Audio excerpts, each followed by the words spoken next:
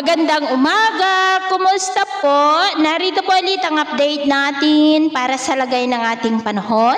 Ngayong umaga po ng October 11, 2025. Sa ngayon po ay walang sama ng panahon sa loob ng Philippine Area of Responsibility, pero mayroon pong southwesterly wind flow na nakakaapekto po lalo na dyan sa may Palawan, at mayroong intertropical convergence zone na nag-i-extend po dyan sa may Mindanao. At ang bagyong si Kedan ay tuluyan na po na nakalayo. At sa atin naman pong long range forecast, wala pa naman pong bagyo na nakikita na tatawid dito po sa ating kalupaan for the next 2 weeks. Pero hindi pa rin inaalis ang posibilidad na maaari na may sama ng panahon na mabubuo sa paligid ng ating bansa sa susunod na mga araw, at ang development ng mayan ang ating babantayan.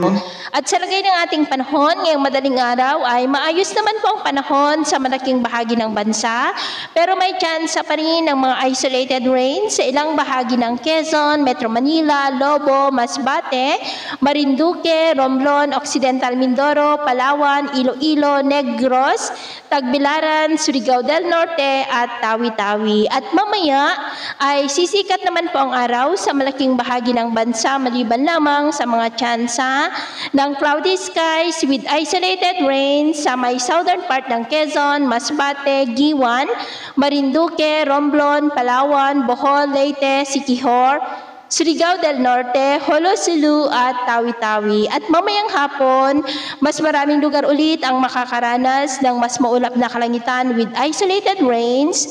Kaya kung lalabas tayo sa ating mga tahanan, ugaliin lamang po natin lagi ang magdala ng kahit anong panangga natin sa init ng araw, at proteksyon na rin po sa mga biglaang buhos ng ulan. Naman po mga baybayin, wala naman po tayong nakataas na anumang gale warning signals, pero iba yung pag-iingat lamang po kung papalaot tayo para po mas makaiwas sa mga sakunang pangkaragatan.